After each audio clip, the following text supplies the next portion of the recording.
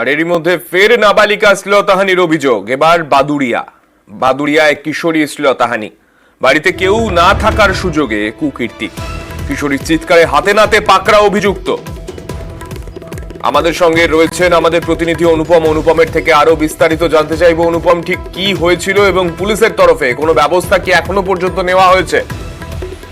হ্যাঁ দেখো, সামনে যে বাদুড়িয়ার একটি গ্রামের ঘটনা। এখানে এই নাবালিকা ছাত্রী এবং তার মা এই দুজনে বাড়িতে থাকতো এবং ওই তার মা সেলাইয়ের কাজের জন্য বিভিন্ন সময় বাইরে থাকতো এবং গতকাল রাতেও সে দরকারে কিন্তু বাইরে বেরো। সেই সময় তার সেই সুযোগে সেলাইয়ের কাজ করতো যেখানে, সেই যে মহাজন তার বাড়িতে আসে এবং যখন দেখে তার মা বাড়িতে নেই, বাড়িতে কেউ নেই, ওই নাবালিকা ছাত্রী একা আছে, তখন তার শ্লীলতাহানি করার চেষ্টা করে।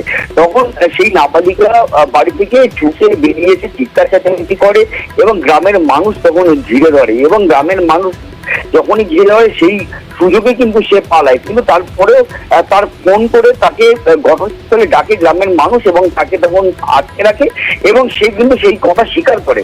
এবং তারপরে বাদুড়িয়া থানার খবর দিলে বাদুড়িয়া থানার পুলিশ এসে ওই ব্যক্তিকে নিজেদের হেফাজতে নেয় এবং এই নাবালিকাও কেউ নিয়ে যায় এবং নাবালিকার গোপন জবানবন্দি নেয়। এবং তারপরে ভোররাতে ওই ব্যক্তিকে জিজ্ঞাসাবাদের পর ভোররাতে এই ব্যক্তিকে গ্রেপ্তার করেছে এবং ওই নাবালিকাকে আজকে বরিশাল মহকুমা আদালতে তোলা হবে, তার গোপন জবানবন্দি দেওয়া হবে এবং ওই ব্যক্তিকে আজকে বরিশাল মহকুমা আদালতে পেশ করা হবে।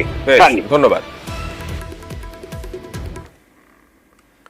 ক্যানিং এ ছেলের হাতে বাবা খুন। কুমারশা এলাকায় সম্পত্তি বিবাদে খুন বৃদ্ধ বাবাকে কুপিয়ে খুনের অভিযোগ ছেলের বিরুদ্ধে।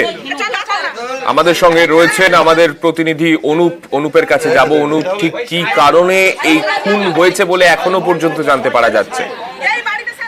দেখো, সামনে হচ্ছে পরিবার ও স্থানীয় মানুষজনের কাছে যেটা জানা যাচ্ছে যে দীর্ঘদিন ধরে সম্পত্তি নিয়ে বাবা ছেলেদের মধ্যে একটি বিবাদ চলছিল।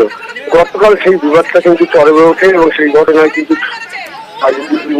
বাবা ইয়াল মোল্লাকে হচ্ছে বেধড়ক মারধর করে এবং প্রতিবেশী এবং পরিবারের লোকরা যেটা দাবি করছেন, তার বড় ছেলে এবং ছেলের হচ্ছে স্ত্রী দাবি করছে যে আজিজুল মোল্লা এবং তার হচ্ছে মা, তারাই কিন্তু এই যে ইয়ার আলী মোল্লা 70 বছরের যে বৃদ্ধ মানুষ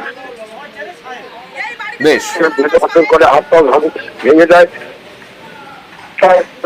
বলে এমনই অভিযোগ। এই ঘটনায় হচ্ছে ঘটনাস্থলে ক্যানিং থানার পুলিশ যায়। ধন্যবাদ অনুপ।